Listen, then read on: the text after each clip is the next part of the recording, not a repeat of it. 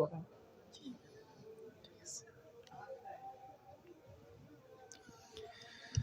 আসসালামু আলাইকুম ওয়া রাহমাতুল্লাহি ওয়া বারাকাতুহু। আমার পড়ালেখার ভাইয়েরা কেমন আছেন আপনারা সবাই? আপনারা তো আমাকে অনেক মহব্বত করেন, ভালোবাসেন। পড়ালেখাতে অনেক অনেক প্রোগ্রাম করছি, গত বছরও করছি, এই বছরও করছি, আরও আসবো, 25 তারিখেও আসবো ইনশাল্লাহ। তো যারা আমাকে মহব্বত করেন, ভালোবাসেন, আমি অনুরোধ করব এই ভালোবাসার খাতিরে, প্রতিদিন তো আর আসা হয় না আপনাদের এলাকায়, এই মহব্বত আর ভালোবাসার খাতিরে হলেও কিছু সময় 1-10টা মিনিট বসেন মাহফিল আইসা। 10 মিনিট পরে যদি ভালো লাগে তাইলে থাকবেন, আর যদি ভালো না লাগে তাইলে চলে যাবেন। এখানে আমার কোনো ধরাবাধা নেই। কথা বুঝতে পারছেন? 10 মিনিটের জন্য হলেও এসে বসেন। এরপরে যদি ভালো লাগে তাইলে তো আলহামদুলিল্লাহ, যদি না লাগে ঠিক আছে, তাইলে ঠিক আছে, চলে যাবেন। ইন্নাল হামদালিল্লাহি নাহমাদুহু ওয়া নাস্তাঈনুহু ওয়া নাস্তাহদীহি ونعوذ بالله من شرور أنفسنا ومن سيئات أعمالنا.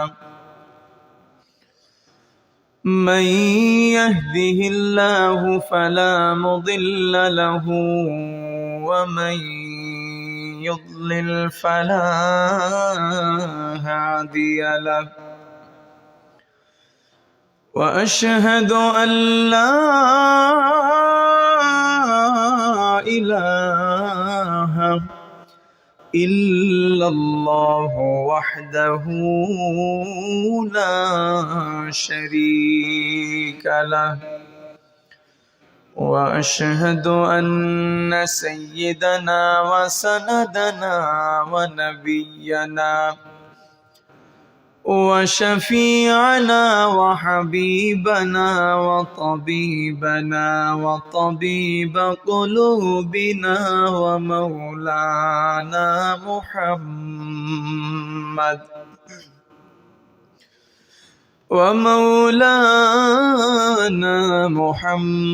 محمدا عبد الله ورسوله الذي أرسله بالحق بشيرا ونذيرا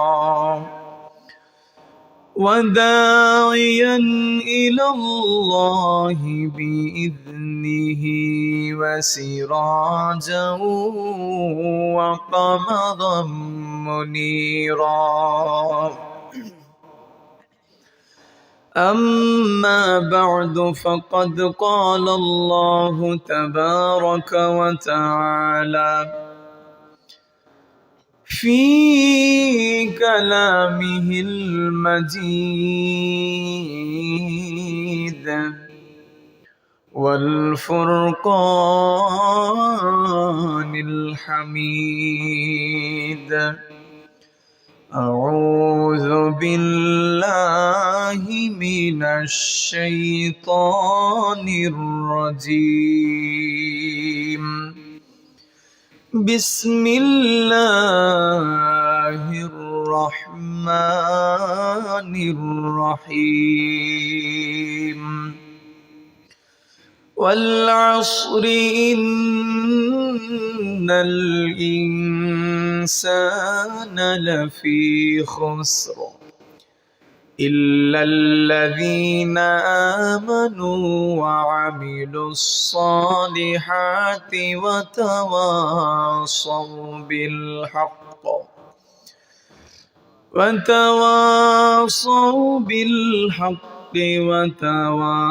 وتواصوا بالصبر.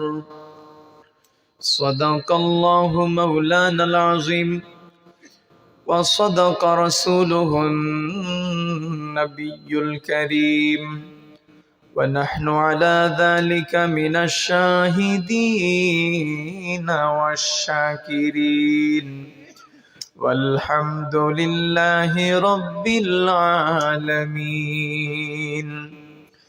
وقال تعالى في شان حبيبه ومحبوبه ومعشوقه آمرا ومخبرا إن الله وملائكته يصلون على النبي يا أيها الذين آمنوا صلوا عليه وسلموا تسليما اللهم سيدنا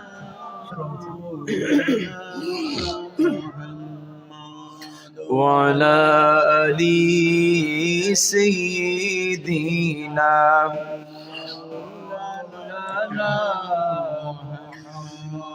مدینہ مدینہ عاشقوں کی گنگنا ہے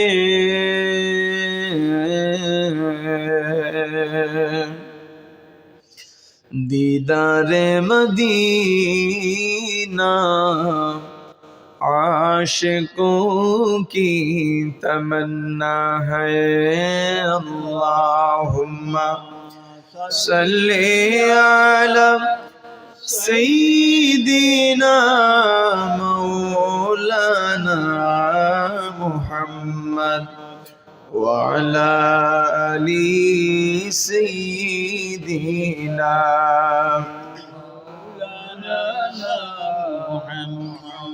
একটু জবান খুলে উচ্চ আওয়াজে বলেন আল্লাহ আল্লাহ আল্লাহু লা ইলাহা আর জবান খুলে মোহব্বতে বলেন আল্লাহ আল্লাহ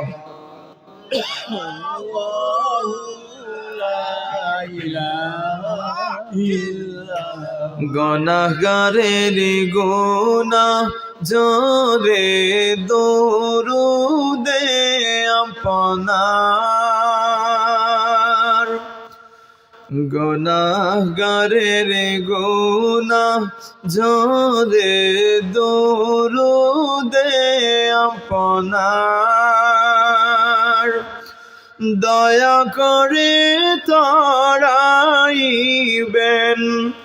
দয়া করে তরাইবেন উম্মত গুনাহগার নবীজি আল্লাহ আল্লাহ আল্লাহু লা ইলাহা ও আল্লাহ আল্লাহ আল্লাহু লা মা আমিনা স্বপ্নে দেখেন গর্ভে তাহার নূর মা আমিনা স্বপ্নে দেখেন গর্ভে তাহার নূর সেই নূরেরই নাম রাখিলেন সেই নূরেরই মোহাম্মদ রাসূল নবীজি আল্লাহ আল্লাহ আল্লাহু লা ইলাহা ইল্লাহু আল্লাহ আল্লাহ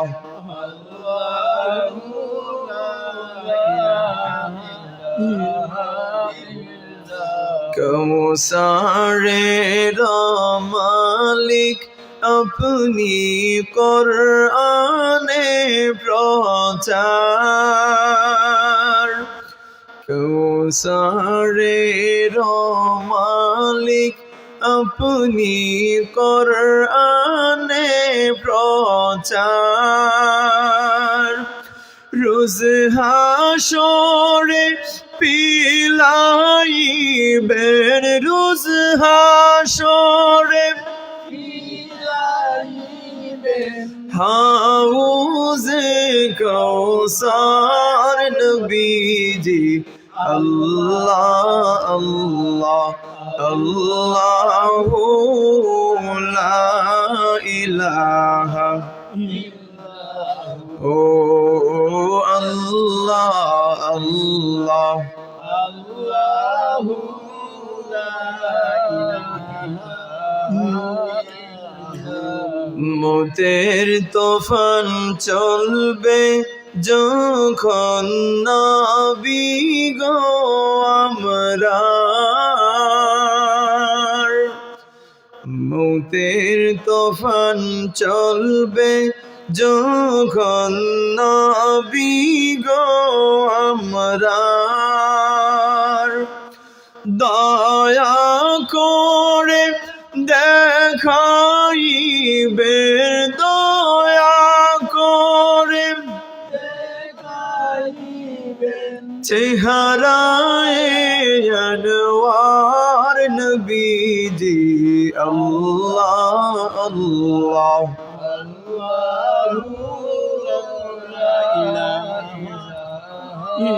ইল্লাহু আল্লাহ আল্লাহ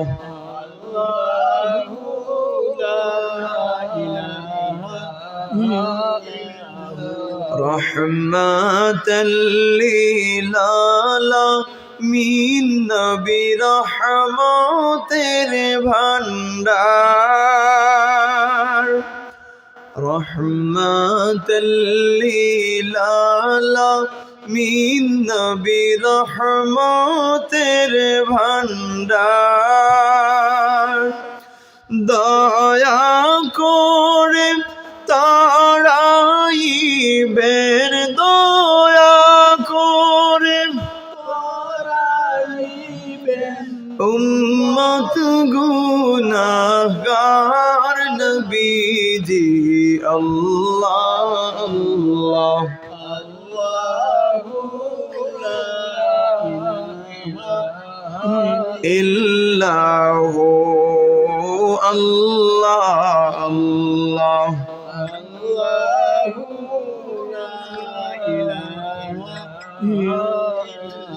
লা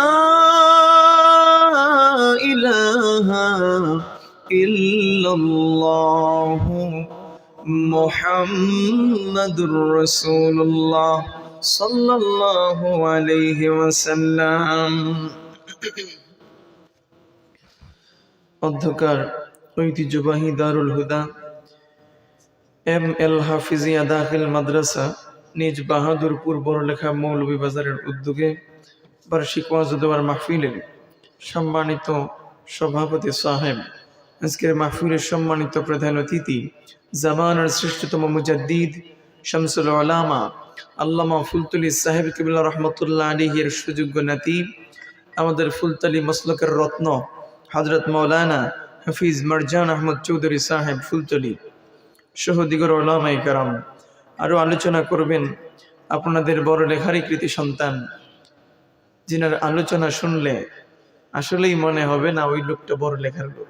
আলহামদুলিল্লাহ আলহামদুলিল্লাহ। আপনাদের মসজিদের সম্মানিত খতিব, আমার পরম শ্রদ্ধাভাজন বড় ভাই, যিনি আমাকে আপন ছোট ভাইয়ের মতো মহব্বত করেন, ভালোবাসেন, হযরত মাওলানা সাইফুর রহমান সিদ্দিকী সাহেব খতিব, নিজ বাহাদুরপুর দক্ষিণ জামে মসজিদ সহ দিগর উলামায়ে কেরাম, যারা আলোচনা করেছেন আর যারা করবেন, আল্লাহ তাআলা যেন সবার আলোচনাকে কবুল করেন, মঞ্জুর করেন। আমরা শুধু মাহফিলে আসার পরে যদি মনে করি ভাই মাহফিল থেকে যাওয়ার সময় কিছু তাবাররুক সঙ্গে করে বাড়িতে নিয়ে যাব আর কিচ্ছু না, তাহলে হবে না ভাই। মাহফিলে আমরা আসবো, আসার পরে এই মাহফিলে আলোচকবৃন্দ কি কি আলোচনা করলেন, কোন কোন আমলের কথা নির্দেশ দিলেন, কোন পথে চলার কথা বললেন, কোন পথে না চলার জন্য নিষেধ করলেন, এই বিষয়গুলো যদি বাড়ি পর্যন্ত নিয়ে যেতে পারি, আর ঘরওয়ালি সহ আপনার পরিবার পরিজনকে সবাই নিয়ে বসেন, সবাইকে নিয়ে বসার পরে যদি বলেন হুজুর আজকে এই বিষয় নিয়ে আলোচনা করলেন, আসেন আমরা সবাই মিলে আমল করি, তাহলে আপনার জন্য আপনার পরিবার পরিজন আমল করা শিখে যাবে। আর এই আমলের জাযা আপনি দুনিয়াতেও পাবেন, আখিরাতেও পাবেন। জোরে বলেন ঠিক কিনা? আমাদের বর্তমান মাহফিলগুলা একটা ব্যবসায় পরিণত হয়ে গেছে। অধিকাংশ মাহফিলগুলা বর্তমান সমাজে হয় ব্যবসার জন্য। কারণ এক বছর মাহফিল করে আগামী বছরের জন্য 9 লক্ষ 10 লক্ষ টাকা রেডি করে রাখলেন, পরবর্তীতে দেখা যায় পরবর্তী বছরে মাহফিলের জন্য টাকা খরচ হয় না 2 লক্ষ, আর বাদ বাকি টাকা গেল কই? কিছু কিছু সভাপতি সেক্রেটারি এইসবের পেটের মধ্যে চলে যায়, আছে না নেই? এমন সব মাহফিল সমান নয়, অধিকাংশ মাহফিলগুলোতে এই ধরনের কাজ হয়। আবার বক্তাদের যখন হাত দিয়ে দিতে যায় তখন বলে টাকা নাই, হুজুর টাকা শর্ট মেরে দিছে, অথচ ওই বক্তাই টাকা তুলে দিছে অনেক। পিয়ারে হাজিরিন, আমরা যেন এই উদ্দেশ্যে মাহফিল না করি। আমরা যারা আলোচক আছি আমাদেরও নিয়ত যদি সহি থাকে, আমাদের ভেতরে যদি ইখলাস থাকে, আলোচনার যে মাহফিল কমিটি, এই কমিটির প্রত্যেকটা লোকের নিয়ত যদি সহি থাকে, ভিতরে যদি ইখলাস থাকে, তাহলে মাহফিল করে আপনারাও লাভবান হবেন, আমরাও লাভবান হব। আজকে দেখা যায় বক্তার ভেতরেও ইখলাস নাই, শ্রোতার ভেতরেও ইখলাস নাই, মাহফিল কমিটির মধ্যেও ইখলাস নাই, যার জন্য দেখা যায় শত শত মাহফিল হচ্ছে, হাজারে হাজার মাহফিল হচ্ছে, কিন্তু মানুষের তো হেদায়েত নাই, ঠিক কিনা? প্যারে হাজিরিন, আমরা যেন এই সমস্ত অপকর্ম থেকে হেফাজত হতে পারি। আল্লাহ তাআলা যেন আমাদের প্রত্যেককে হেদায়েত দান করেন, বলি আমিন। আমিন। সম্মানিত হাজিরিন, আমরা শুকর আদায় করছি মহান আল্লাহ তাআলার, যিনি আমাদেরকে আজকের এই মোবারক মাহফিল পর্যন্ত আসার বসার তৌফিক ভিক্ষা দান করেছেন। এই জন্য একবার আওয়াজ দিয়ে বলি আলহামদুলিল্লাহ। আলহামদুলিল্লাহ। লক্ষ কোটি তার চেয়ে অনেক অনেক অনেক বেশি দুরূদের সালাম প্রেরণ করছি আল্লাহর সৃষ্টির প্রধান আকর্ষণ, এই বিশ্ব সভার সভাপতি, আফতাবে নবুওয়াহ, শাহানশাহ রিসালা, সুলতানে মদিনা, নূরে মুজাসসাম, সাইয়্যিদুনা মুহাম্মদুর রাসূলুল্লাহ সাল্লাল্লাহু তাআলা আলাইহি ওয়া আলিহি ওয়া সাল্লামের পবিত্র রওজা মোবারকে, যেই নবীকে আল্লাহ রাব্বুল আলামিন যদি সৃষ্টি না করতেন তাহলে গোটা কুল কায়নাতের সৃষ্টি করতেন না। সুবহানাল্লাহ। সুবহানাল্লাহ। এই কথার উপরে আকীদা আছে, আপনার বিশ্বাস আছে তো সবার? অবশ্যই। কারণ আহলুস সুন্নাহ ওয়াল জামাতের পথ এবং মতকে যে বা যারাই অনুসরণ করে তারা প্রত্যেকেই এই আকীদার উপরে 99% নয় 100% বিশ্বাস স্থাপন করে যে আল্লাহর হাবিবের ওসিলায় আল্লাহ তাআলা এই গোটা কুল কায়নাতের সৃষ্টি করেছেন। বলিন আলহামদুলিল্লাহ। আলহামদুলিল্লাহ। এমনকি আমার আল্লাহ রাব্বুল আলামিন আমাদের বাবা হযরত আদম আলাইহিস সালাতু ওয়াস সালাম, তিনাকে উদ্দেশ্য করে বললেন, রে আদম, তুমি জেনে রাখো, আমি যদি আমার হাবিব আমার বন্ধু নবীজিকে সৃষ্টি না করতাম তাইলে তুমি আদমকেও আমি সৃষ্টি করতাম না। সুবহানাল্লাহ। প্রিয় হাজিরিন, আমরা তো এই দুনিয়ার জমিনে এসেছি, কেন আসলাম? হেলায় হেলায় কি দুনিয়ার জমিন থেকে বিদায় নিব আমরা? এই হেলায় হেলায় যদি আমরা এই দুনিয়ার জমিন থেকে বিদায় নেই, এই দুনিয়া ত্যাগ করে আমরা যদি কবরে চলে যাই, আফসোস ছাড়া আর কিচ্ছু থাকবে না ভাই। আপনাদের খিদমতে পবিত্র কোরআনুল কারীম থেকে 30 নম্বর পারার একখানা ছোট্ট আয়াতে কারিমা তেলাওয়াত করেছি, সূরাতুল আসর। সেই সূরাতুল আসর এত ছোট্ট একটি সূরা, যে সূরার মর্মার্থ, সেই সূরা সম্পর্কে যদি আপনি একটু গবেষণা করেন, হযরত ইমাম শাফিঈ রাহমাতুল্লাহ আলাইহি বলেন, কেউ যদি এই ছোট্ট সূরা সূরাতুল আসর নিয়ে একটু গবেষণা করে, তার আর সারা কোরআন নিয়ে গবেষণা করতে হবে না, এই সূরা আসরটাই তার জন্য যথেষ্ট হয়ে যাবে। চিৎকার দিয়ে বলেন না সুবহানাল্লাহ। সুবহানাল্লাহ। তো আমরা তো এই দুনিয়ার জমিনে এসেছি, কোথা থেকে আসলাম আর কোথায় যাব জানার দরকার আছে না নেই? আছে। তো আমি আপনাদের খিদমতে এই বিষয়ের উপরে, এই প্রেক্ষাপটের উপরে আলোচনা করব। দেখেন, এই দুনিয়ার জমিনে আসার পরে এই দুনিয়া আমরা যদি মনে করি যে এই দুনিয়াই আমাদের জন্য সব, তাহলে আমাদের ভুল হবে। আমরা নিজেরা নিজেদেরকে ধ্বংস করে ফেলবো। আমাদের মাকসুদ, আমাদের উদ্দেশ্য থাকতে হবে এই দুনিয়া আমার জন্য জেলখানা, এই দুনিয়া আমার জন্য কষ্টের জায়গা, এই দুনিয়া আমার জন্য পরিশ্রমের জায়গা। এই দুনিয়ায় যদি আমি পরিশ্রম করে কষ্ট করে আমার আল্লাহকে সন্তুষ্ট করে আল্লাহর হাবিবের সন্তুষ্টি অর্জন করে যদি কবর পর্যন্ত যেতে পারি, তাহলে তো জান্নাত আমাকে আহ্বান করবে। আমি জান্নাতকে খুঁজতে হবে না, বরং জান্নাত আমাকে খুঁজে খুঁজে জান্নাতের ভেতরে নিয়ে যাবে। সুবহানাল্লাহ বলেন। আমার প্রিয় ভাইয়েরা, এই জন্য আমাদেরকে ঈমান ঠিক করতে হবে। আল ঈমান তাসদীকু মুহাম্মাদিন সাল্লাল্লাহু আলাইহি ওয়াসাল্লাম ওয়া বিমা জাআ বিহি মিনাদ দীনি দারুরা। চিৎকার দিয়ে বলেন আল্লাহু আকবার। আল্লাহু আকবার। প্রিয় হাজিরিন, আজকে ঈমান নিয়ে আমরা ব্যবসা শুরু করে দিয়েছি। নাউজুবিল্লাহ বলেন। নাউজুবিল্লাহ। আমাদেরকে খাঁটি ঈমানওয়ালা হতে হবে। লোক দেখানোর জন্য আমরা যদি নিজেকে দাবি করি আমরা মুমিন, আমরা ঈমানওয়ালা, আমাদের ঈমান আছে, আমরা মুত্তাকি, আমরা পরহেজগার, কাজ হবে না ভাই। এই ঈমান কি? এটাই তো অনেক মানুষে জানে না। ঈমান হচ্ছে আন্তরিক বিশ্বাস। যেমন আল্লাহকে আমরা দেখি নাই, আল্লাহর হাবিব মুহাম্মদুর রাসূলুল্লাহ সাল্লাল্লাহু আলাইহি সাল্লামকেও আমরা দেখি নাই। জান্নাতকে আমরা দেখছি, জাহান্নাম, ফেরেশতা কিছুই তো দেখি নাই। অদৃশ্যের উপরে আমরা বিশ্বাস স্থাপন করেছি, আর এটার নামই হচ্ছে ঈমান। সুবহানাল্লাহ। প্রিয় হাজিরিন, মুফাসসিরিনে কেরাম বলেন মানুষ 5টি জগৎ অতিক্রম করবে। এই জগৎগুলা কি? দেখেন, এখান থেকে কিন্তু আমরা কয়েকটা জগৎ অলরেডি অতিক্রম করে এসেছি। 1 নম্বর জগৎ হচ্ছে আলমে আরওয়াহ। যদি বাংলায় বলি তাহলে রূহের জগৎ। সেই রূহের জগৎ যেখানে সমস্ত মানুষের নিকট থেকে আমার আল্লাহ তাআলা অঙ্গীকার নিয়েছিলেন। আল্লাহ তাআলা বলছেন, আলাস্তু বিরব্বিকুম, আমি কি তোমাদের রব নই? আমরা সবাই উচ্চ আওয়াজ দিয়ে একই সাথে বলেছিলাম, কালু বালা, হ্যাঁ মালিক, আপনি আমাদের রব, আপনি আমাদের পালনকর্তা। একটা জবানও বন্ধ রাখবেন না, আওয়াজ দিয়ে বলেন না সুবহানাল্লাহ। সেই আলমে আরওয়াহ থেকে আমরা চলে আসলাম আলমে আরহামে। সেই আলমে আরহামটা কি? আলমে আরহাম যদি বাংলায় বলি তাহলে মায়ের রেহেম, মায়ের উদর। সুবহানাল্লাহ বলেন। সেই মায়ের উদরে যখন বান্দা এসেছে, সেই বান্দার খাবার দাবারের ব্যবস্থা করেছেন একজন, তিনি কে? আল্লাহ। আস্তে বলবেন না, আওয়াজ দিয়ে বলেন তিনি কে? আল্লাহ।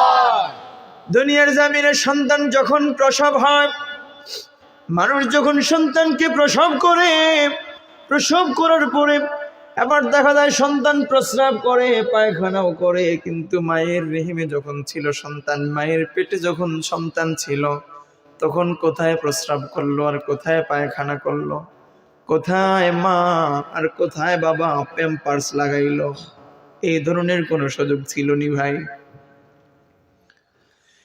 আমার ভাইয়েরা শুনেন, সেই আলমে আরহাম থেকে মানুষ চলে এসেছে আলমের দুনিয়ায়।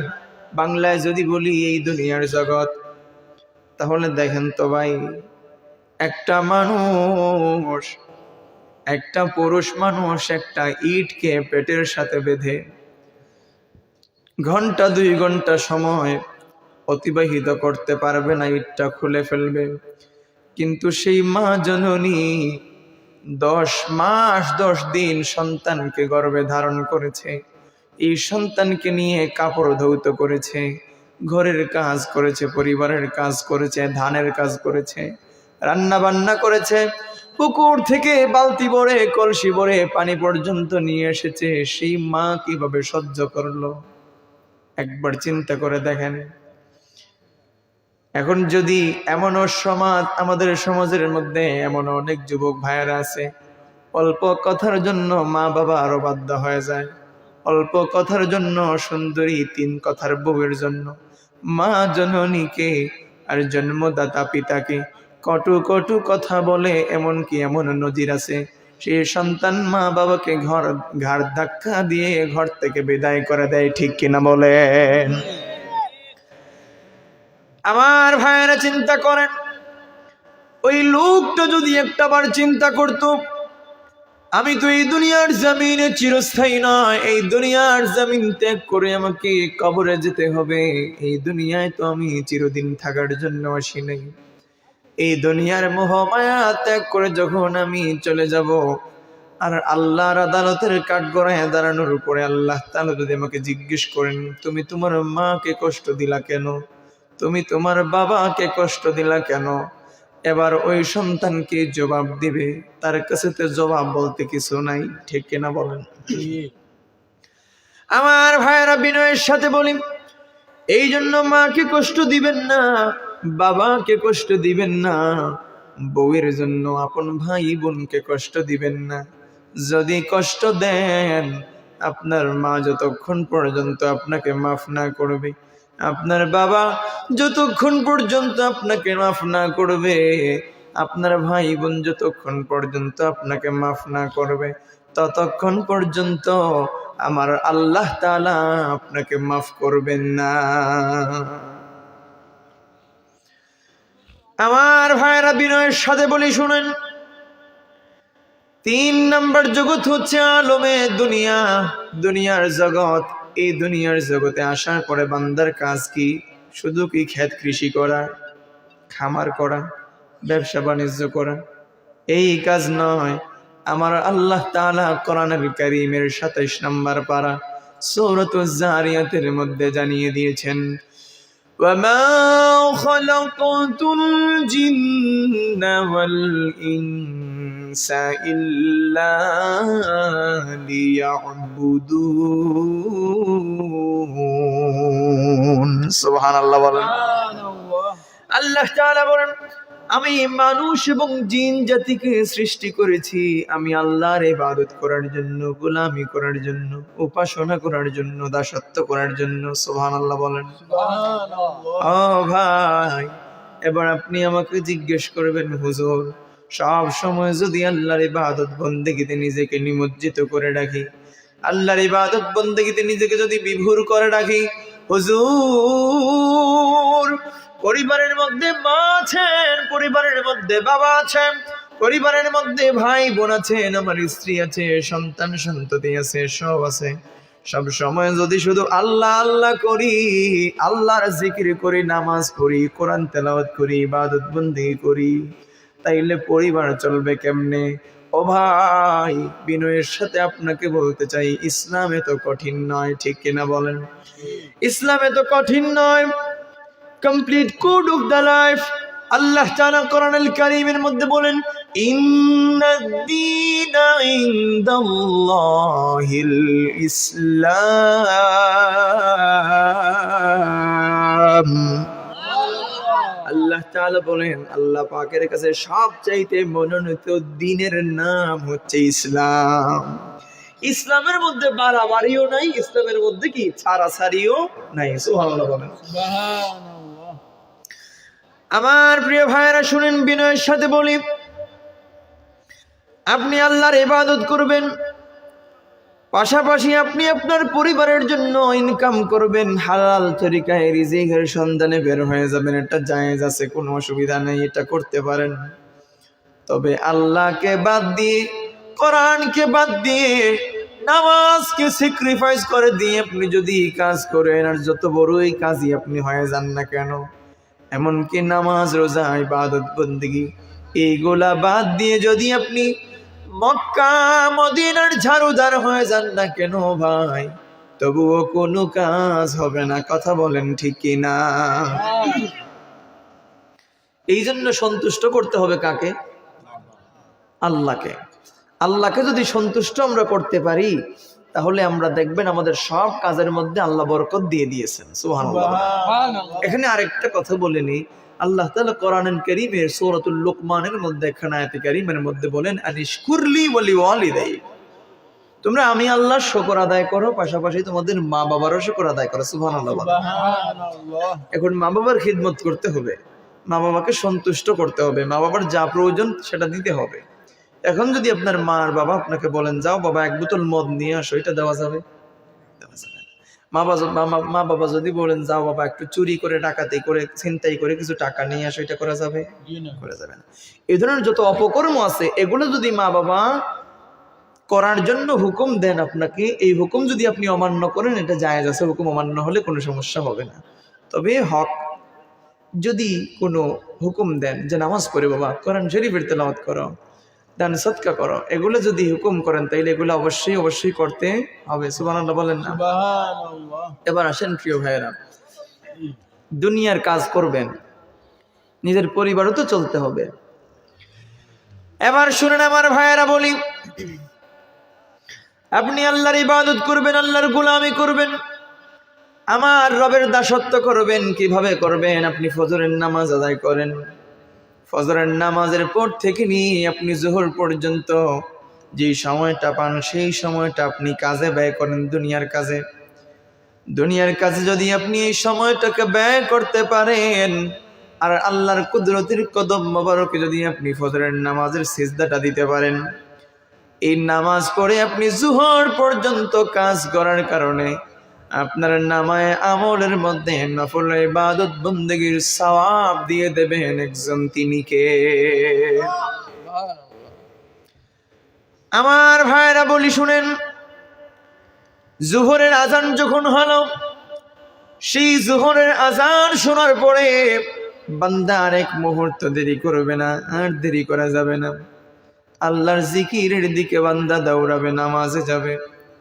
নামাজ যদি বান্দা আদায় করে, জোহরের নামাজ আদায় করার পরে খাবার দাবার শেষ করে বান্দা যদি আবার কাজে লেগে যায়, আসর পর্যন্ত, আসরের আজান পর্যন্ত এই লোকটা কাজ করবে।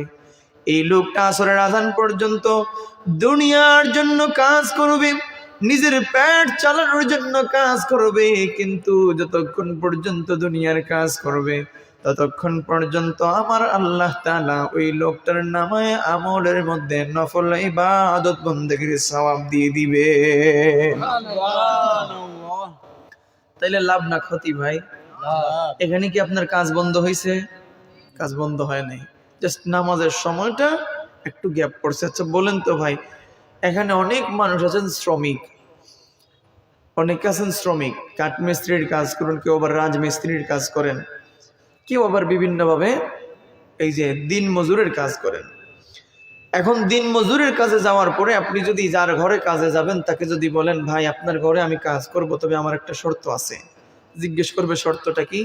আপনি বললেন যে শর্ত হচ্ছে আমাকে আজান হলে নামাজের জন্য ছুটি দিতে হবে, আমি নামাজ শেষ করে এসে আবার আমার কাজ শুরু করে দেব। আচ্ছা বলেন তো ভাই, একেবারে নিকৃষ্ট পর্যায়ের মানুষও যদি হয় আপনাকে কি বাধা দিবে? যে বাধা দেয় মনে করবেন এ আসলে মুসলমান না, ঠিক কিনা বলেন? যে বাধা দেয় আপনাকে যে নামাজ পড়েন না, নামাজ পড়া লাগবে না, আমার কাজে আসছো মিয়া, কাজ করতে হবে, তাইলে বুঝবেন এ আসলে মুসলমান না, এ লিবাসে মুসলমান, আদতে বেঈমান, ঠিক কিনা বলেন? প্যারে হাজিরিন, এই যে যেই সময়টা আপনি নামাজে ব্যয় করবেন সেই সময়টাতে আপনার কাজ যে বন্ধ হবে, বাদ বাকি কাজ আবার যখন শুরু করবেন সেই কাজের মধ্যে বরকত দিবেন কে?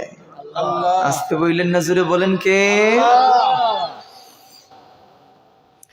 এবার শুনেন আমার ভাইয়েরা, আসরের আজান হয়ে গেল, আসরের নামাজ পড়লেন আপনি, নামাজ পড়ে আপনি যখন মাগরিবের পূর্ব মুহূর্ত পর্যন্ত আপনি কাজ করলেন, আপনার সেই কাজ যত সময় পর্যন্ত করলেন তত সময় আপনার নামায়ে আমলের মধ্যে আমার আল্লাহ তাআলা নফল ইবাদত বন্দেগীর সওয়াব দিয়ে দিবেন। আমরা তো আমাদের আল্লাহকে ডাকার মতো ডাকি না ভাই, আল্লাহকে ডাকার মতো ডাকি না, আল্লাহর কাছে চাওয়ার মতো চাই না। যদি আমরা ডাকার মতো ডাকতাম আর চাওয়ার মতো চাইতাম, আমার আল্লাহ আমাদের কাউকে নিরাশ করতেন না, ঠিক কিনা বলেন? আমার সম্মানিত ভাইরা শুনেন, বর্তমান সমাজে আগের মতো আজ থেকে 20-30 বছর আগে যেইভাবে জমিতে ফসল ফলন হতো এখন আর এইভাবে হয় না, যেইভাবে মাছ চাষ হতো এখন আর সেইভাবে হয় না, যেইভাবে ভুট্টা চাষ হতো এখন আর সেইভাবে হয় না। জিজ্ঞেস করবেন হুজুর কেমনে?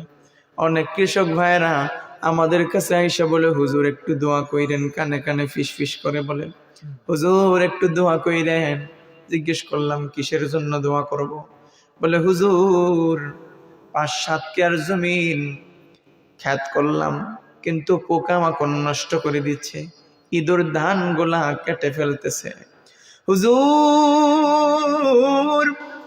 দোয়া চাই গো হুজুর, যেন আল্লাহ পাক রব্বুল আলামিন রিজিকটাকে নষ্ট করেন না।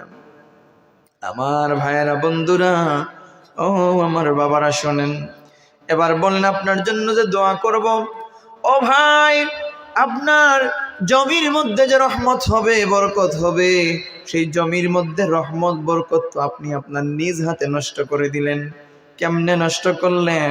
আগেকার যুগে দেখা যেত মুরব্বী বাবারা যারা কৃষি ক্ষেত করতেন, জমিতে যখন যাইতেন, জমিতে যাওয়ার পরে সঙ্গে একটা গামছা থাকতো কাঁধের মধ্যে ফেলানো। ওই গামছাটা নিয়ে যখন তিনারা জমিতে যাইতেন, যখন আজানের ধ্বনি শুনতেন, আজানের ধ্বনি শোনার সঙ্গে সঙ্গে সুন্দর পানি দিয়ে ওযু করতেন, উত্তম রূপে ওযু করে সেই জমিনের শুকনো কোনো জায়গার মধ্যে গামছা বিছাইয়া নামাজ শুরু করে দিতেন। কথা কোন ঠিক কিনা? আজকে এমন একটা জমি আপনি দেখাতে পারবেন যে জমিতে মানুষ ধান খেতে যাইয়া ওইখানে দাঁড়াইয়া নামাজ পড়ছে? এই যে অগ্রহায়ণ মাস গেল, মানুষ ক্ষেতের জন্য এমন ভাবে পাগল পারা হইছে, বলে বোঝানো সম্ভব না ভাই। সব মাইনাস করে দিছে, শুধু কি লাগবে? টাকা লাগবে, টাকা। কারণ ধান যদি বাম্পার ফলন হয় তাইলে অনেক টাকার ধান বিক্রি করতে পারবে। পরের জায়গা পরের জমিন ঘর বানায় আমি রই, আমি তো সেই ঘরের মালিক নই, আমি তো সেই ঘরের মালিক নই। ঠিক কিনা বলেন? আমার সাথে বলতে পারবেন তো ইনশাল্লাহ? বলেন, পরের জায়গা পরের জমিন ঘর বানায় আমি রই, আমি তো সেই ঘরের মালিক নই, আমি তো সেই ঘরের মালিক। সেই ঘরখানা যার জমিদারি,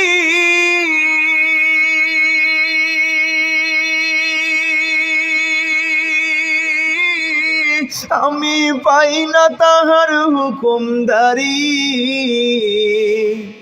আমি পাই না জমিদারের দেখা, আমি পাই না জমিদারের দেখা, মনের দুঃখ কারে কই, আমি তো সেই ঘরের মালিক নই, আমি তো সেই ঘরের মালিক নই। পরের জায়গা পরের জমিন ঘর বানায় আমি রই, আমি তো সেই ঘরের মালিক নই, আমি তো সেই ঘরের মালিক নই। জমিদারের ইচ্ছা মতো দেই না জমি চাষ, তাই তো ফসল ফলে না রে দুঃখ 12 মাস। ঠিক কিনা বলেন? জমিদারের ইচ্ছা মতো যদি আমরা জমি চাষ করতাম, তাইলে জমির মধ্যে বরকত বহুগুণে বাড়াই দিতেন কে? আল্লাহ। আমরা তো এই দুনিয়ার জন্য পাগল হয়ে গেছি, এই দুনিয়াকে আমরা খেয়ে ফেলবো, গিলে ফেলবো, এমন একটা অবস্থা। এই দুনিয়াকে খাওয়ার জন্য আমরা দুনিয়ার পিছন পিছন ছুটছি। আসলে এই দুনিয়াকে আমরা খেতে পারবো না, বরং এই দুনিয়ায় আপনাকে আমাকে খেয়ে ফেলবে। ঠিক কিনা কন? জমিদারির ইচ্ছা মতো দেই না জমি চাষ, তাই তো ফসল ফলে না রে দুঃখ 12 মাস। আমি খাজনা পাতি সবই দিলাম,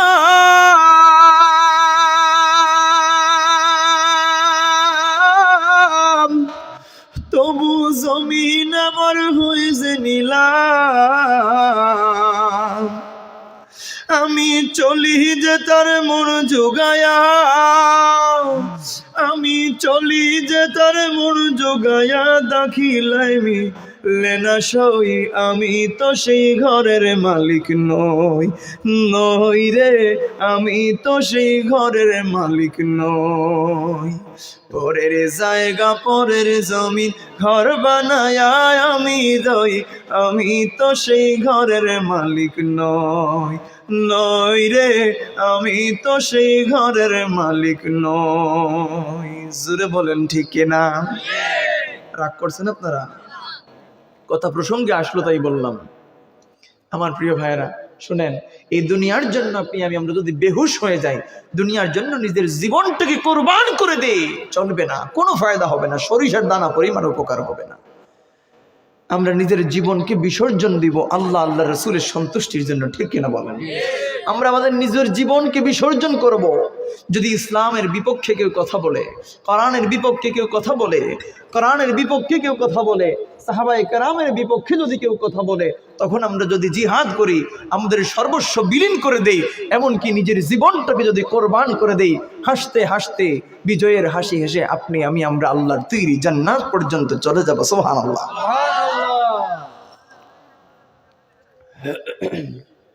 গলার অবস্থা খুব খারাপ। আলোচনা যত মাহফিলে যাই, যত সময় আলোচনা করি, এই একটু পরে পরে গরম চা দিয়ে সেক দেই গলায়, তারপরে আলোচনা করি। কারণ সেই সেপ্টেম্বর থেকে ধারাবাহিক দুইটা তিনটা প্রতিদিন মাহফিল রোজার আগ পর্যন্ত চলবে। এটা আপনারা ভালোবেসে দাওয়াত করেন, আর সবাই পাগল মিলাদ কিয়ামের জন্য, জিকিরের জন্য, এই শেরগুলোর জন্য। আমিও মন খুলে যত সময় পর্যন্ত শক্তি আছে তত সময় আমি শক্তি দিয়ে হলেও ট্রাই করি আপনাদেরকে খুশি করার, আল্লাহকে সন্তুষ্ট করার। বলিন আলহামদুলিল্লাহ। পিয়ারে হাজিরিন, এবার আসেন আমরা 4 নাম্বার যে জগৎ, সেই জগৎ আমরা অতিক্রম করব। সেই জগতের নাম হচ্ছে আলমে বরজখ। সুবহানাল্লাহ বলেন। সেই আলমে বরজখ অর্থাৎ মৃত্যুর পরে আমরা যেখানে যাব, মৃত্যুর পরে আমরা যেই ঘরের মধ্যে যাব সেটাই হচ্ছে কি আলমে বরজখ, অর্থাৎ কবরের জগৎ। মৃত্যুর পর থেকে নিয়ে যতক্ষণ পর্যন্ত কিয়ামত হবে না ততক্ষণ পর্যন্ত আমরা সেই কবরের মধ্যে অবস্থান করব। আচ্ছা বলেন তো ভাই, আপনার আমার ঈমান যদি মজবুত হয়, আমরা যদি ঈমানওয়ালা হতে পারি, আমরা যদি মুত্তাকি হতে পারি, আমরা যদি পরহেজগার হতে পারি, আমরা যদি আল্লাহর রাসূলের দেখানো পথে মতে আমরা চলতে পারি, অবিচল থাকতে পারি, অটুট থাকতে পারি, তবেই আপনার আমার কবরটা কি হবে? জান্নাতের বাগান। সুবহানাল্লাহ বলেন। আপনার আমার কবর কি হবে?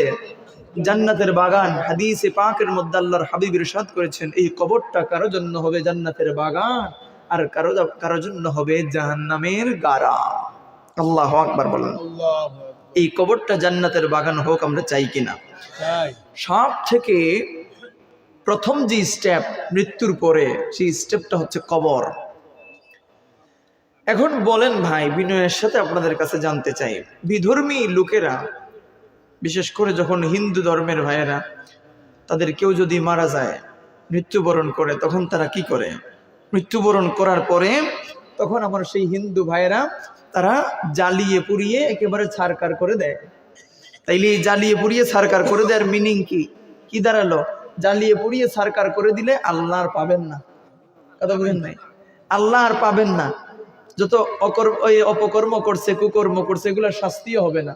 আর আরেকটা কথা বলে নেই ভাই, হিন্দু ভাইয়েরা, বৌদ্ধ ভাইয়েরা, খ্রিস্টান ভাইয়েরা, তারা ঈমান আনার আগ পর্যন্ত, ভালো করে বুঝবেন, ঈমান আনার আগ পর্যন্ত যত ভালো ভালো কাজ করুক না কেন কোনো লাভ হবে না। শর্ত হচ্ছে কি? ঈমান আনতে হবে।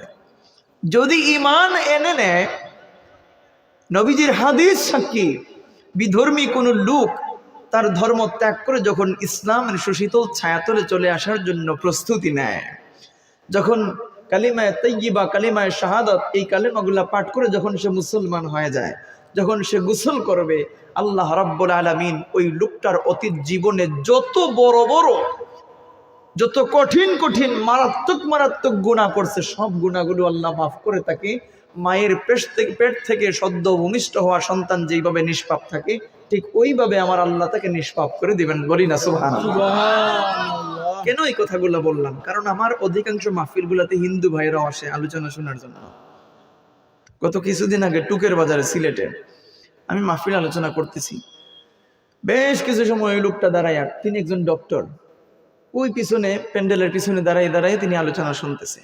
এবার শেষ মুহূর্তে একটা দৌড়ে চলে আসছে সামনে, সাহস করে এখানে বসতে পারে নাই, এক দৌড়ে সামনে চলে আসছে, এসে বলে, হুজুর আমি আপনার ভক্ত, আমি ইউটিউবের মধ্যে আপনার ভিডিও দেখি, মিলাদ শুনি, জিকির শুনি, তেলাওয়াত শুনি, নাশিদ শুনি, হুজুর আমি খুব পছন্দ করি আপনাকে, আর আপনার ওয়াজ ভালো লাগে, এই জন্য নিয়ে আসছি, কিছু হাদিয়া আপনাকে দিব।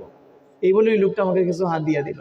এখন যদি আমি হাদিয়াটা গ্রহণ না করি, তার মনের মধ্যে কি কষ্ট আসবে না ভাই? আমিও তার হাদিয়াটা বিনয়ের সাথে গ্রহণ করছি। কারণ আল্লাহর হাবিব মুহাম্মদুর রাসূলুল্লাহ সাল্লাল্লাহু আলাইহি সাল্লাম কাউকে জোর জবরদস্তি করে কখনো ইসলামের ছায়াতলে নিয়ে আসেন নাই। আল্লাহর হাবিব তিনার কথা দিয়ে, তিনার কাজ দিয়ে তিনি এমন ভাবে মানুষকে সন্তুষ্ট করেছেন। আল্লাহর হাবিবের আচার ব্যবহার দেখে বিধর্মী লোকেরা, ইহুদি লোকেরা অটোমেটিক্যালি ইসলামের সুশীতল ছায়াতলে চলে আসছে। বলি না সুবহানাল্লাহ। এই জন্য আমাদেরকেও এই পন্থা অবলম্বন করতে হবে। আমরা কারো প্রতি কঠোর হব না, কারণ কঠোরতা করে আপনি কোনো কিছু হাসিল করতে পারবেন না, নিজের ক্ষতি হবে। এবার শুনেন, এই কবরে যে আমরা যাব, মৃত্যুর পরে আপনার সঙ্গী হবে কে? ঈমান। মৃত্যুর পরে আপনার সঙ্গী হবে কোরআন। মৃত্যুর পরে আপনার সঙ্গী হবে নামাজ, রোজা, ইবাদত বন্দেগী, হজ, যাকাত, দান, সদকা, এগুলা হবে আপনার সঙ্গী। এবার দেখেন, আপনার সন্তান, সেই সন্তানটাকে আপনি এত কষ্ট করে লালন পালন করলেন, সন্তানের জন্য লক্ষ লক্ষ কোটি কোটি টাকা আপনি দুনিয়ার জমিনে রেখে গেলেন। কেন রেখে গেছেন? যে এই টাকাগুলা রেখে গেলাম এই কারণে, আমার সন্তান যেন দুনিয়াতে সুন্দরভাবে চলাফেরা করতে পারে, অভাব অনটন যেন করতে হয় না, এই জন্য আপনি টাকাগুলা রেখে গেলেন। এই জন্যই তো। এবার শুনেন আমার ভাইয়েরা, আপনার মৃত্যুর পরে আপনার সেই সন্তানগুলা আপনাকে সাদা কাফন পরিধান করাবে। সেই সাদা কাফন পরিধান করানোর পূর্বে আপনার সেই সন্তানগুলো আপনাকে ঘর থেকে বের করে দিবে। ঘর থেকে বের করে যখন আপনাকে গোসল দেবে, আখেরি গোসল, সেই আখেরি গোসল দেওয়ার পরে সাদা কাফন পরিধান করানো হবে। সেই সাদা কাফন পরিধান করানোর পরে আপনার সেই সন্তানগুলো তাড়াহুড়া করা শুরু করে দিবে। যত দ্রুত সম্ভব লাশকে দাফনের ব্যবস্থা করুন। এমনকি রাত্রিবেলা যদি মারা যান আপনি, আপনার সন্তান বলবে যদি সম্ভব হয় জোহরের পূর্বেই কমপক্ষে 11টার সময় জানাজার টাইমটা ফালান, কারণ যত আগে দাফন করা যাবে ততই ভালো। ঠিক কিনা বলেন? আমার বড় লেখার ভাইরা শুনেন, এই জন্য আপনি যে সন্তানের জন্য টাকা পয়সা কামাই করে রেখে গেলেন, আপনার মৃত্যুর পরে আপনার সেই সন্তান এই টাকাগুলা যে ভালো কাজে ব্যয় করবে, এমন কোনো গ্যারান্টি আপনি দিতে পারবেন নাকি? আপনি কি গ্যারান্টি দিতে পারবেন যে আপনার সন্তান আপনার মৃত্যুর পরে টাকাগুলা দান সৎকা করবে, মাদ্রাসা তৈরি করবে, মসজিদ নির্মাণ করবে, মসজিদের ইমাম সাহেবের বেতন দিবে, মুয়াজ্জিন সাহেবের হাত দিয়ে দিবে? এগুলো আপনি গ্যারান্টি দিয়ে বলতে পারবেন না। হ্যাঁ, যদি আপনার সন্তানকে আপনি দ্বীনের শিক্ষা দিয়ে যান, ইহদিনাস সিরাতাল মুস্তাকিমের পথে যদি পরিচালিত করতে পারেন, তাহলে আপনার সন্তান ঠিক আপনার মতোই একজন আদর্শবান মানুষ হবে। ঠিক কিনা বলেন? ঠিক। তাছাড়া আপনার সন্তানের জন্য আপনি লক্ষ লক্ষ টাকা কামাই করে রেখে যাবেন, আপনার সন্তান সেই নাইট ক্লাবে যাইয়া সব টাকা খরচ করে ফেলবে। ঠিক কিনা বলেন? এবার দেখেন, যেই সন্তানের জন্য নিজের মাথার ঘাম পায়ে ফেলে পরিশ্রম করে টাকা কামাই করলেন, আপনার সেই সন্তান আপনাকে তাড়াহুড়া করে কবর পর্যন্ত নিয়ে যাবে। এবার দেখেন, কবর পর্যন্ত নিয়ে যাওয়ার পরে আপনার সেই সন্তান আপনাকে কবরে রেখে দিবে। এমনও অনেক সন্তান আছে বাবা, আল্লাহর কসম করে বলি, এমনও অনেক সন্তান আছে আমরা দেখি যারা ভয় পায় এই জন্য কবরে নামতেও চায় না। ঠিক কিনা বলেন? ঠিক। বাবার লাশটা কবরে নামাবে, মায়ের লাশটা কবরে নামাবে, ভয় পায় এই জন্য কবর পর্যন্ত নামতে রাজি না।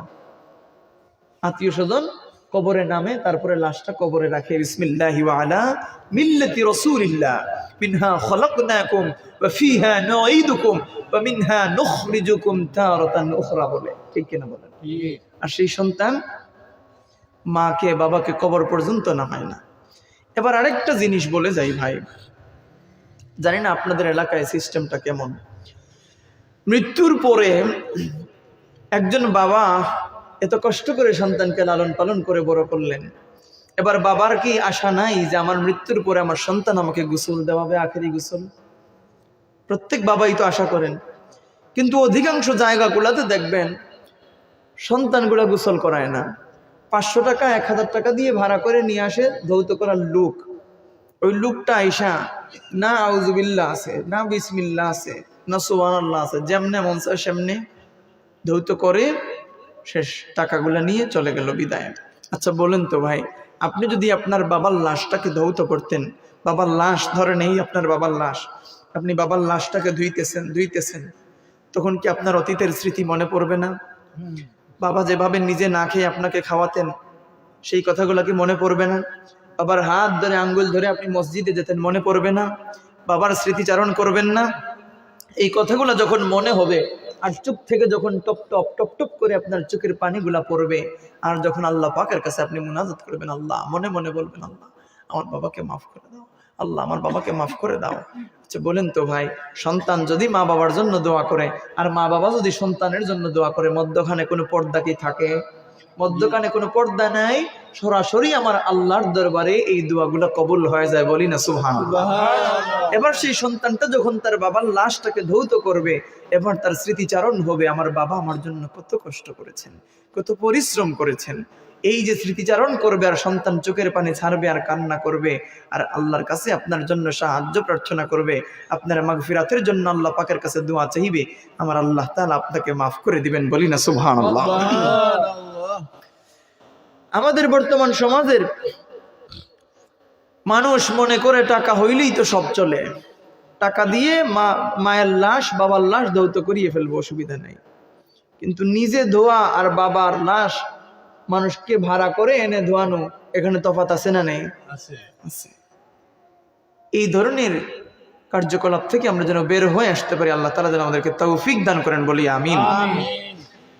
আমার প্রিয় ভাইয়েরা শুনেন, এবার আসেন, আপনার মা মৃত্যুবরণ করলেন, আপনার বাবা মৃত্যুবরণ করলেন। এই মা বাবার মৃত্যুর পরে অনেক সন্তান এমনও আছে আমাদের সমাজে, বিশেষ করে মেয়েদের ক্ষেত্রে বলি, তারা সুর দিয়ে কান্না করে। নাউজুবিল্লাহ বলেন। কান্না কিভাবে করে? সুর দিয়ে কান্না করে। অথচ কিতাবের মধ্যে পাওয়া যায় সুর দিয়ে কান্না করা হারাম। তারপরে কি বলে যে অমুকের বাবা 90 বছর 100 বছর হয়ে গেল, আল্লাহ তাকে দেখে নাই, আমার মাকেই নিয়ে যেতে হলো, আমার বাবাকেই নিয়ে যেতে হলো। আচ্ছা বলেন তো ভাই, এই কথার দ্বারা আপনি কত বড় গুনাহ করছেন, একটাবার কি চিন্তা করছেন? কারণ আমরা সবাই তো এই দুনিয়ার জন্য মুসাফির। আপনি বিদেশে যান, আপনার ভিসার মেয়াদ যদি শেষ হয়ে যায়, আপনি যদি আবার ভিসা রিনিউ না করেন, তাহলে কি হবে? রিপ্লেস যদি না করেন তাহলে কি হবে? আপনাকে ফেরত চলে আসতে হবে দেশে। তো এই দুনিয়া এমন একটা জায়গা যেখানে আমরা মুসাফির হয়ে এসেছি, এখানে আবার ভিসা লাগানোর কোনো সুযোগ নেই। এখানে ভিসার মেয়াদ শেষ হয়ে গেলেই, ডেট এক্সপায়ার হয়ে গেলেই চলে যেতে হবে, আর আপিল মোশন নেই। এই ধরনের কথাবার্তার থেকে যেন আমরা হেফাজতে থাকতে পারি, আল্লাহ যেন আমাদেরকে হেদায়েত দান করেন, বলি আমিন। আপনার মা মৃত্যুবরণ করেছেন, আপনার বাবা মৃত্যুবরণ করেছেন। এবার দেখবেন অধিকাংশ সমাজে দেখা যায় যে টাকা আছে, পয়সা আছে, এবার মাদ্রাসায় ফোন দিছে, হাফিজ সাহেব হুজুর 20 জন ছাত্র পাঠাইয়া দেন, কোরআন শরীফের খতম হবে। এবার 20 জন ছাত্র যাইয়ে কোরআন শরীফের খতম করতেছে। অথচ দেখেন ওই লোকটার বাবা, ওই লোকটার মা, ওই পরিবারের মানুষ বছরে একটা দিনও আল্লাহর কালামটা খুলেও দেখে নাই যে আল্লাহর কালামের ভেতরের রংটা কি রকম, হরফগুলা কোন কালারের, জীবনে একটাবার বের করে দেখে নাই।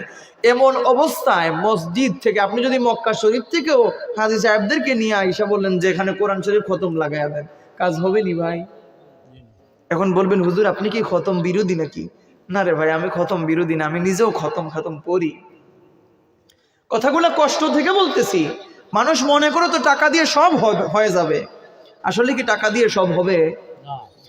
এবার আপনি নিজে যদি আপনার মায়ের পাশে বসে আপনি কোরআন শরীফ থেকে কিচ্ছু পারেন না ভাই, কিচ্ছু পারেন না, আপনি কোরআন শরীফ থেকে সূরাতুল ইখলাস শরীফ যদি বারবার আপনি পাঠ করেন, বারবার যদি সূরা ইখলাস শরীফ আপনি পাঠ করেন, দেখেন হাদিসে পাকের মধ্যে পাওয়া যায় কেউ যদি 3 মর্তবা সূরাতুল ইখলাস শরীফ পাঠ করে, তার নামায়ে আমলের মধ্যে 1 খতম কোরআন শরীফ সওয়াব, কোরআন শরীফ তেলাওয়াতের সওয়াব দান করা হয়। সুবহানাল্লাহ। আপনি কিচ্ছু পারেন না, কোরআন শরীফ তেলাওয়াত করতেও পারেন না, এবার যদি আপনি বসে বসে শুধু সূরা ইখলাস শরীফ আপনি অনবরত পাঠ করতে থাকেন, লাভ হবে না ক্ষতি হবে? লাভ হবে। ওই আপনি ভাড়াটে হুজুর এনে আপনি ভাড়া করে যে হাফিজ সাহেবদেরকে নিয়ে আসলেন, তাদেরকে তো একটা মজুরি আপনি দিতে হবে অবশ্যই। কারণ দিবেন না কেমনে? কারণ তারা তাদের সময়টাকে ব্যয় করতেছে, অবশ্যই তো তাদেরকে একটা সম্মান দিতে হবে। এই সম্মানই দিয়ে কোরআন শরীফ খতম করানো আর নিজে খতম করার মধ্যে তফাৎ আছে না নাই? আপনি যখন আপনার মায়ের জন্য দোয়া করবেন, কিভাবে করবেন ভাই? দিল থেকে করবেন, খালিস ভাবে করবেন। আপনার মা বলে কথা, আপনার বাবা বলে কথা, আপনি আপনার মতো করে নিজের সর্বস্ব বিলীন করে দিয়ে চোখের পানি ছেড়ে ছেড়ে কান্নায় বেহুশ হয়ে যাবেন। কান্না করতে করতে করতে করতে আল্লাহ পাকের কাছে মোনাজাত করবেন। আর যখন বাবা মায়ের জন্য দোয়া করবেন তখন আপনার অতীতের কথাগুলা মনে হবে, মা বাবা কত কষ্ট করেছেন এগুলা মনে হবে, এগুলা মনে হবে। আর আপনি দোয়া করবেন।